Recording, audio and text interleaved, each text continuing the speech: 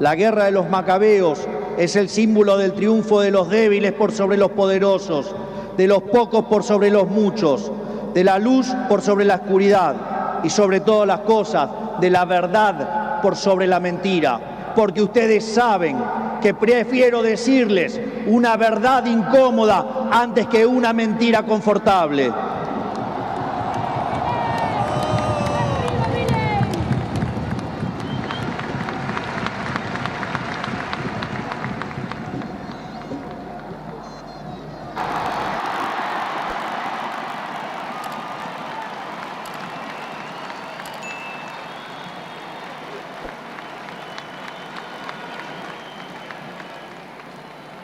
Señores ministros de la Corte, señores gobernadores, señores diputados y senadores nacionales, presidentes y dignatarios extranjeros, argentinos. Hoy comienza una nueva era en Argentina. Hoy damos por terminada una larga y triste historia de decadencia y declive, y comenzamos el camino de la reconstrucción de nuestro país.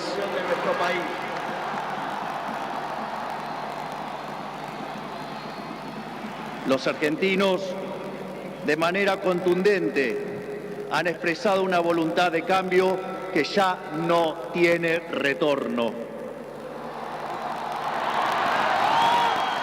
No hay vuelta atrás.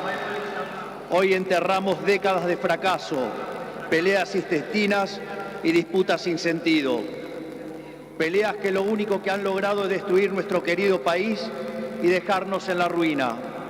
Hoy comienza una nueva era en Argentina, una era de paz y prosperidad, una era de crecimiento y desarrollo, una era de libertad y progreso. Hace 200 años, un grupo de ciudadanos argentinos reunidos en San Miguel de Tucumán le dijeron al mundo que las Provincias Unidas del Río de la Plata no eran más una colonia española y que a partir de ese histórico momento seríamos una nación libre y soberana. Durante décadas nos enfrentamos en disputas internas acerca de cuál debía ser la forma institucional que nuestro país necesitaba. En 1853, luego de 40 años de haber declarado la independencia, bajo el auspicio de un pequeño grupo de jóvenes idealistas que hoy conocemos como la generación del 37, decidimos como pueblo abrazar las ideas de la libertad.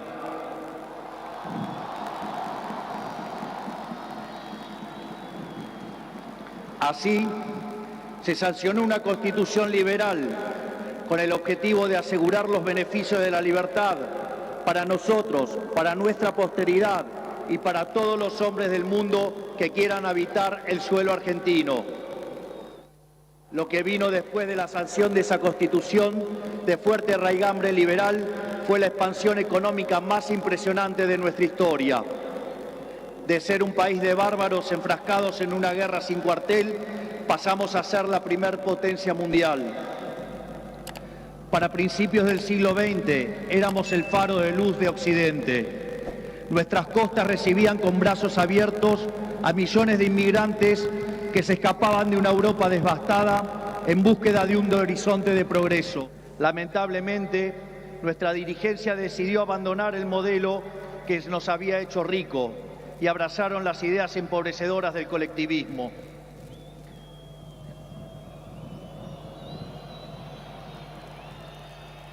Durante más de 100 años, los políticos han insistido en defender un modelo que lo único que genera es pobreza, estancamiento y miseria. Un modelo que considera que los ciudadanos estamos para servir a la política y no que la política existe para servir a los ciudadanos.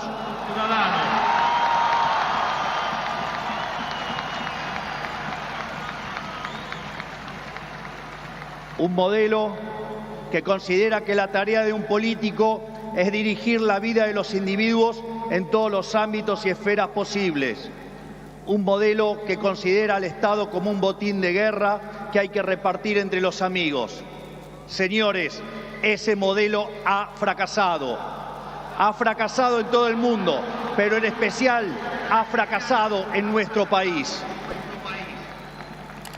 Así como la caída del muro de Berlín marcó el final de una época trágica para el mundo, estas elecciones han marcado el punto de quiebre de nuestra historia.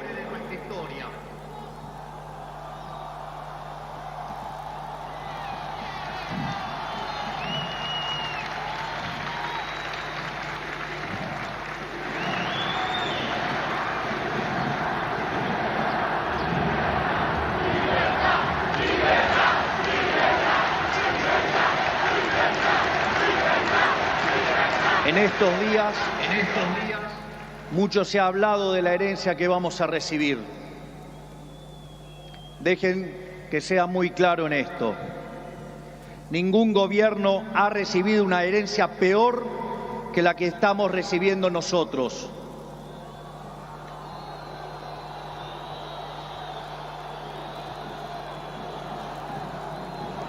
El kirchnerismo, que en sus inicios se jactaba de tener superávit gemelos, esto es, superávit fiscal y externo, hoy nos deja déficit gemelos por 17% del PBI.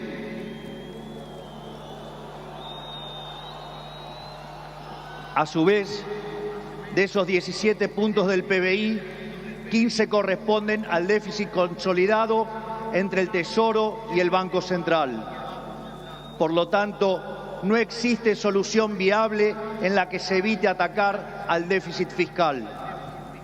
Al mismo tiempo, de esos 15 puntos de déficit fiscal, 5 corresponden al Tesoro Nacional y 10 al Banco Central, por lo que la solución implica, por un lado, un ajuste fiscal en el sector público nacional de 5 puntos del PBI, que a diferencia del pasado, caerá casi totalmente sobre el Estado y no sobre el sector privado.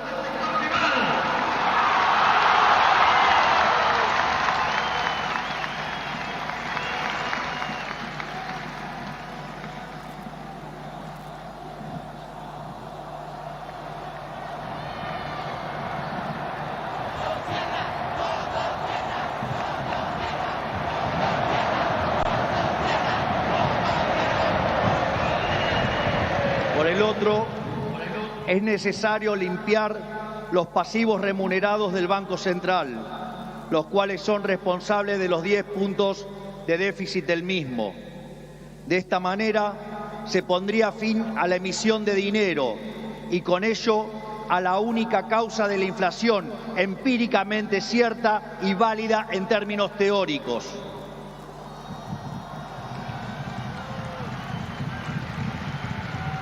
Sin embargo, dado que la política monetaria actúa con un rezago que oscila entre 18 a 24 meses, aun cuando hoy dejemos de emitir dinero, seguiremos pagando los costos del desmadre monetario del gobierno saliente. Haber emitido por 20 puntos del PBI, como se hizo en el gobierno saliente, no es gratis.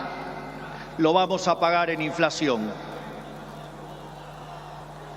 A su vez, el cepo cambiario, otra herencia de este gobierno,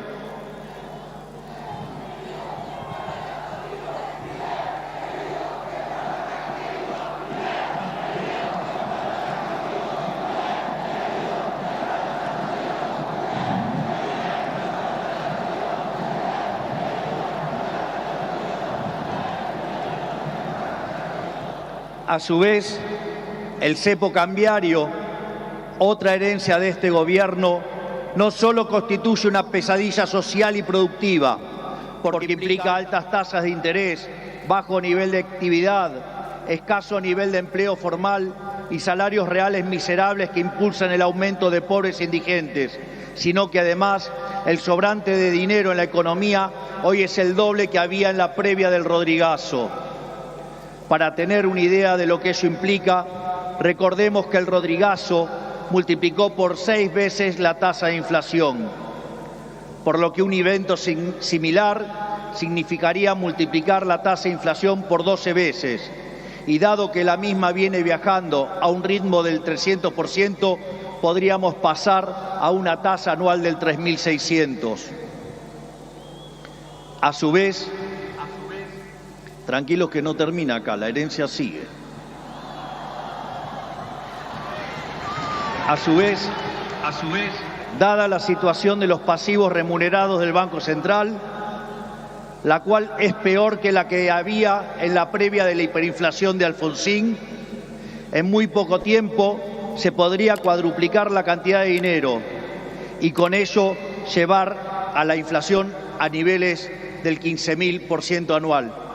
Esta es la herencia que nos dejan, una inflación plantada del 15.000% anual, la cual vamos a luchar contra uñas y dientes para erradicarla.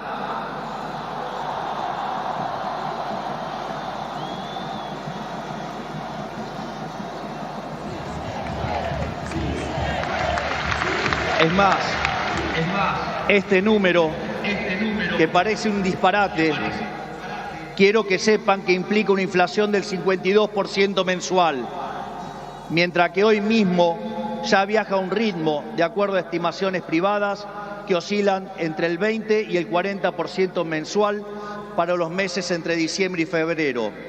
Esto es, el gobierno saliente nos ha dejado plantada una hiperinflación y es nuestra máxima prioridad hacer todos los esfuerzos posibles para evitar semejante catástrofe que llevaría a la pobreza por encima del 90% y la indigencia por encima del 50%.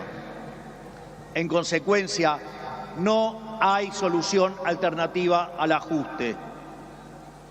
Por otra parte, la herencia no termina ahí, ya que los desequilibrios en tarifas son soles equiparables al desastre que dejó el kirchnerismo en el año 2015.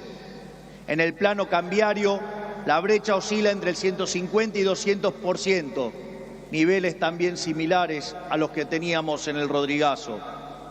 A su vez, la deuda con importadores supera los 30.000 millones de dólares y las utilidades retenidas a las empresas extranjeras alcanzan los 10.000 millones de dólares. La deuda del Banco Central e YPF suman 25.000 millones de dólares y la deuda del Tesoro pendiente suma unos 35.000 millones de dólares adicionales. Esto es, la bomba en términos de deuda asciende a 100.000 millones de dólares que habrá que sumar a los cerca de 420.000 millones de dólares de deuda ya existente. Naturalmente, a estos problemas hay que sumarle también los vencimientos de deuda de este año, donde los vencimientos de deudas en pesos son equivalentes a 90.000 millones de dólares y 25.000 millones de dólares en moneda extranjera con organismos multilaterales de crédito. Sin embargo, con mercados financieros cerrados y el acuerdo con el FMI caído por los brutales incumplimientos del gobierno saliente, el rollover de deuda es por demás desafiante aún para el mítico cíclope. Como si todo esto fuera poco, esto transcurre en una economía que no crece desde el año 2011. Y en línea a lo anterior, el empleo formal en el sector privado se mantiene estancado en 6 millones de puestos de trabajo, llegando a la locura que el mismo es superado en un 33% por el empleo informal. Por ello, no debería sorprender a nadie que los salarios reales se hayan destruido, ubicado en torno a los $300 mensuales, los cuales no solo son 6 veces inferiores a los de la convertibilidad, sino que de haberse mantenido la tendencia de aquellos años, o como lo decían ellos, el maldito neoliberalismo, hoy oscilarían entre 3.000 y 3.500 dólares por mes. Nos han arruinado la vida.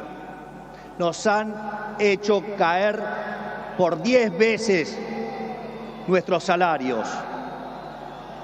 Por lo tanto, tampoco nos debería sorprender que el populismo nos esté dejando 45% de pobres y 10% de indigentes. Luego de dicho cuadro de situación, que a todas luces parece irremontable, debe quedar claro que no hay alternativa posible al ajuste. Tampoco hay lugar a la discusión entre shock y el gradualismo. En primer lugar, porque desde el punto de vista empírico, todos los programas gradualistas terminaron mal, mientras que todos los programas de shock, salvo el de 1959, fueron exitosos. En segundo lugar, porque desde el punto de vista teórico, si un país carece de reputación, como lamentablemente es el caso de Argentina, los empresarios no invertirán hasta que vean el ajuste fiscal, haciendo que el mismo sea recesivo. En tercer lugar, y no por ello menos importante, para hacer gradualismo es necesario que haya financiamiento. Y lamentablemente, tengo que decírselos de nuevo, no hay plata.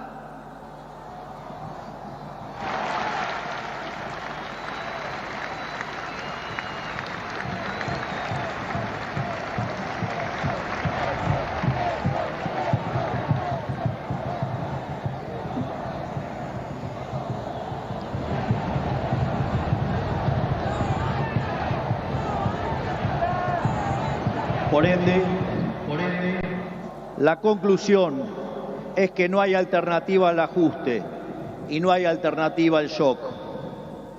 Naturalmente, eso impactará de modo negativo sobre el nivel de actividad, el empleo, los salarios reales, la cantidad de pobres e indigentes. Habrá esta inflación, es cierto, pero no es algo muy distinto a lo que ha pasado en los últimos 12 años. Recordemos que en los últimos 12 años el PBI per cápita ha caído 15% en un contexto donde acumulamos 5.000% de inflación. Por lo tanto, hace más de una década que vivimos en esta inflación.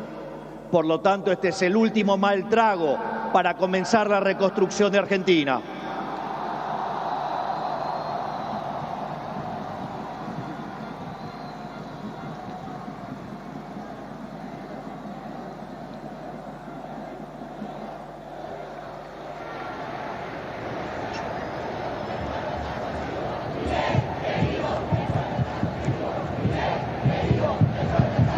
A su vez, luego del reacomodamiento macro que vamos a impulsar, el cual será menos doloroso cuanto mayor sea la caída del riesgo país y cuanto mejor sea nuestra contención desde el Ministerio de Capital Humano, la situación comenzará a mejorar. Esto es, habrá luz al final del camino.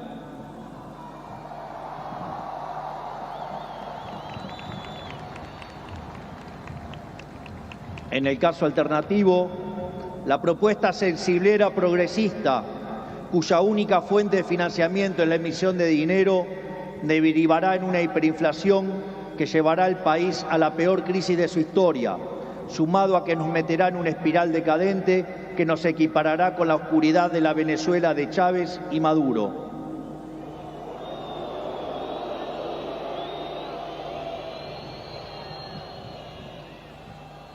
Por lo tanto, luego de semejante cuadro de situación, no pueden quedar dudas que la única oposición posible es el ajuste, un ajuste ordenado y que caiga con toda su fuerza sobre el Estado y no sobre el sector privado.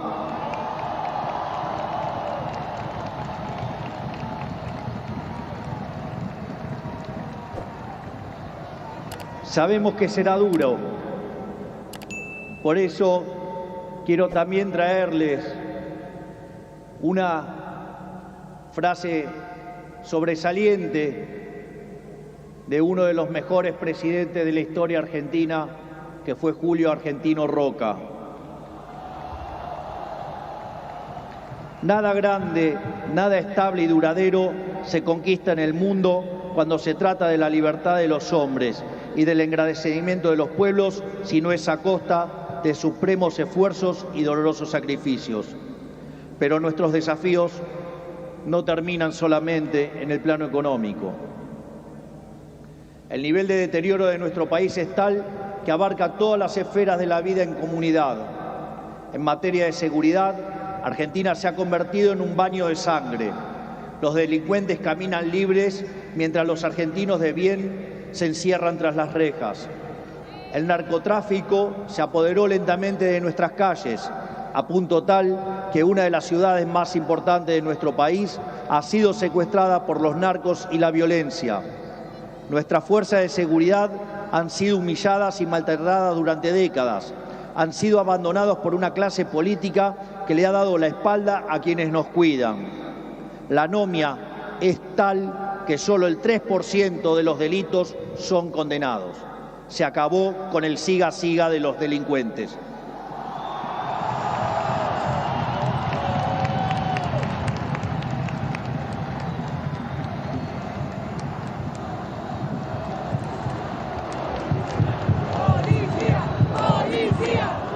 En materia social, estamos recibiendo un país donde la mitad de la población es pobre, con el tejido social completamente roto. Más de 20 millones de argentinos no pueden vivir una vida digna porque son presos de un sistema que lo único que genera es más pobreza. Como dice el gran Jesús Huerta de Soto, los planes contra la pobreza generan más pobreza. La única forma de salir de la pobreza es con más libertad.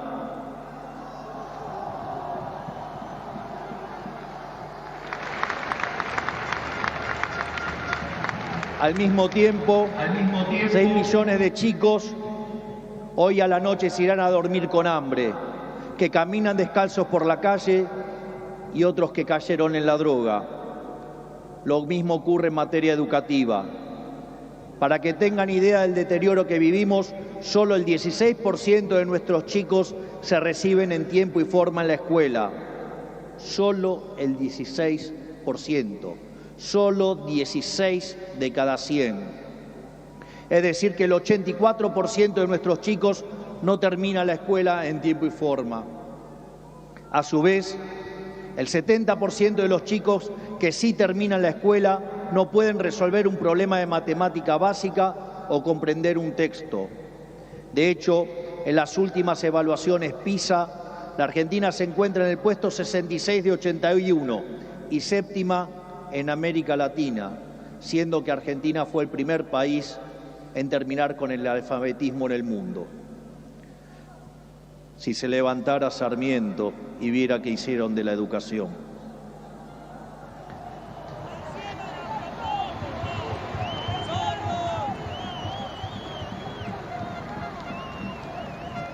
En materia de salud, el sistema se encuentra completamente colapsado.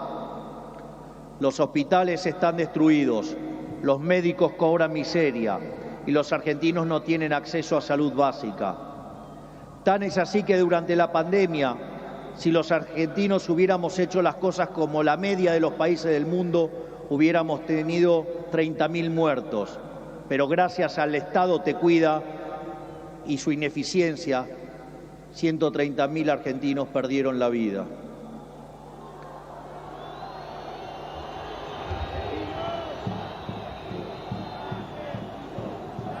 Ese es el estado presente del que los políticos tanto hablan, argumento que utilizan para justificar el aumento descomunal del gasto público que solo los beneficia a ellos.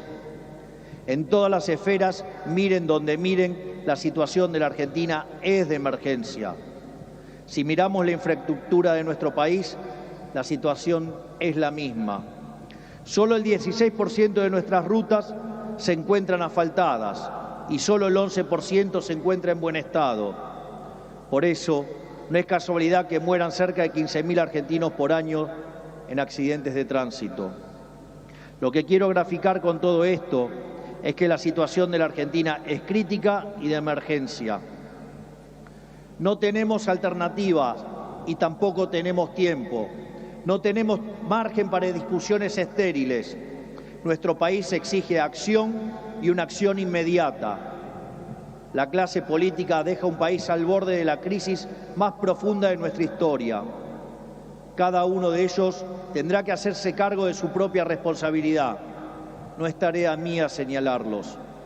No buscamos ni deseamos las duras decisiones que habrá que tomar en las próximas semanas, pero lamentablemente no nos han dejado opción.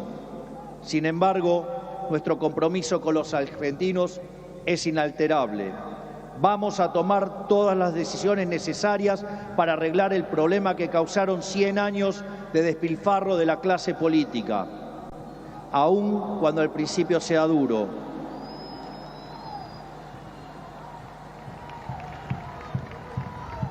Sabemos que de corto plazo la situación empeorará, pero luego veremos los frutos de nuestro esfuerzo, habiendo creado las bases de un crecimiento sólido y sostenible en el tiempo. También sabemos que no todo está perdido. Los desafíos que tenemos son enormes, pero también lo es nuestra capacidad para superarlos.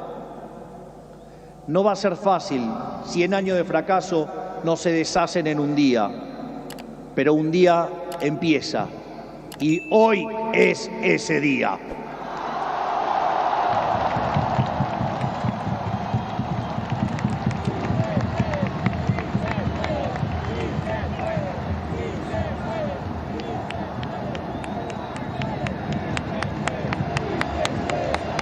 Hoy empezamos a desandar el camino de la decadencia y comenzamos a transitar el camino de la prosperidad. Tenemos todos para ser el país que siempre soñamos. Tenemos los recursos, tenemos la gente, tenemos la creatividad y, mucho más importante, tenemos la resiliencia para salir adelante. Hoy volvemos a abrazar las ideas de la libertad, esas ideas que se resumen en la definición del liberalismo de nuestro máximo prócer de las ideas de la libertad, el profesor Alberto Venegas Lynch, hijo, que dice: el liberalismo es el respeto irrestricto del proyecto de vida del prójimo, basado en el principio de no agresión, en defensa del derecho a la vida, a la libertad y a la propiedad, cuyas instituciones fundamentales son la propiedad privada, los mercados libres de intervención estatal, la libre competencia, la división del trabajo y la cooperación social. En esa frase de 57 palabras está resumida la esencia del nuevo contrato social que eligieron los argentinos.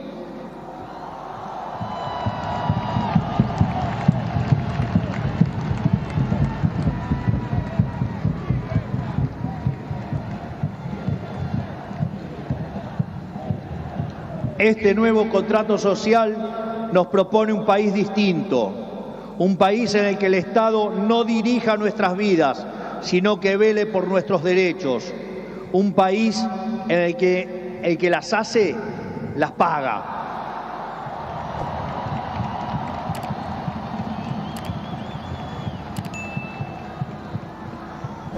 Un país en el que quien corta la calle violando los derechos de sus conciudadanos no recibe la asistencia de la sociedad. Puesto en nuestros términos, el que corta no cobra.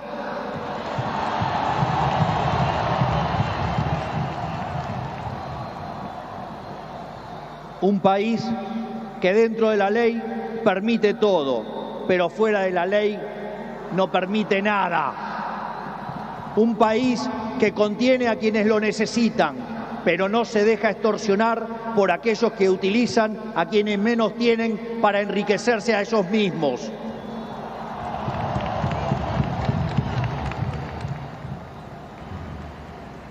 En cuanto a la clase política argentina, quiero decirles que no venimos a perseguir a nadie, no venimos a saldar viejas vendetas, ni a discutir espacio de poder.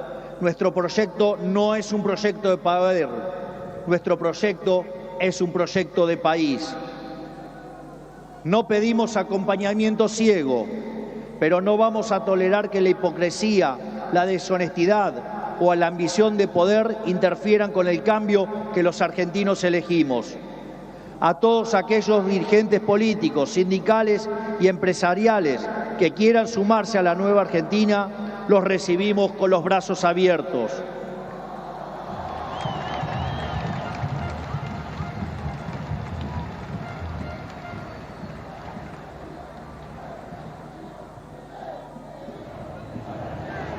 Así, no importa de dónde venga, no importa qué hayan hecho antes, lo único que importa es hacia dónde quieren ir.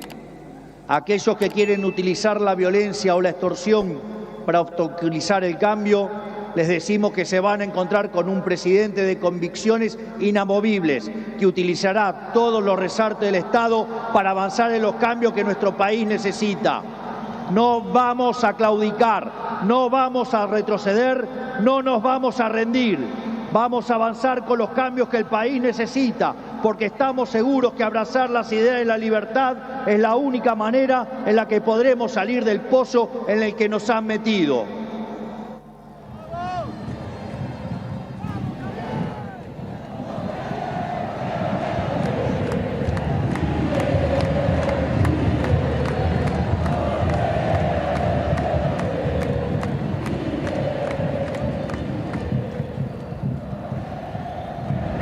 Por lo tanto, y para ir terminando, que quede claro, hoy comienza una nueva era en Argentina.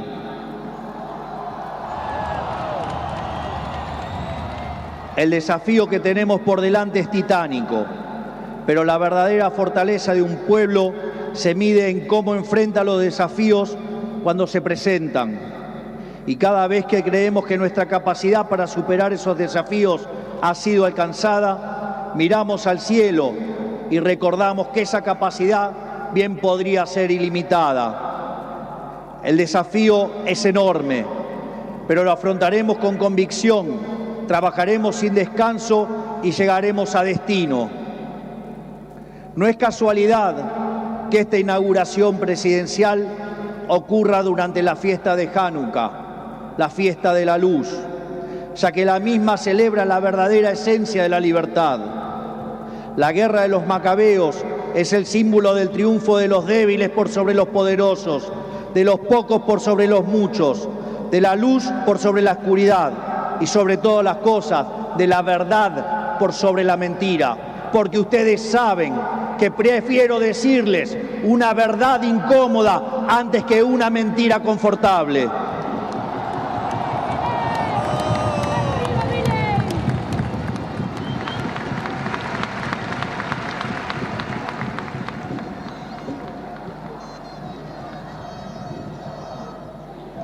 Estoy convencido de que vamos a salir adelante.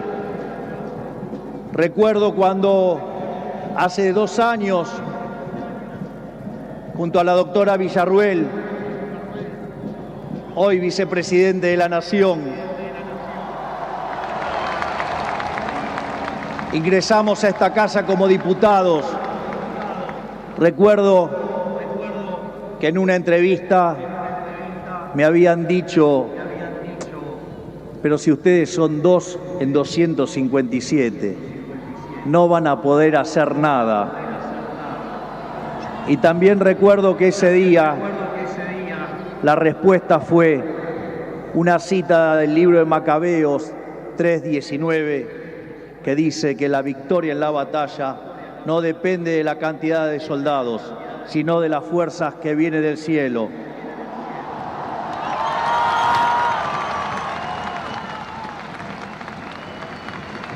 Por lo tanto, Dios bendiga a los argentinos y que las fuerzas del cielo nos acompañen en este desafío. Muchas gracias. Será difícil, pero lo vamos a lograr. ¡Viva la libertad, carajo! ¡Viva la libertad, carajo! ¡Viva la libertad, carajo! Conforme a ponerse de pie que vamos a salir. Por el artículo 75 de la ley 26.522 hasta aquí.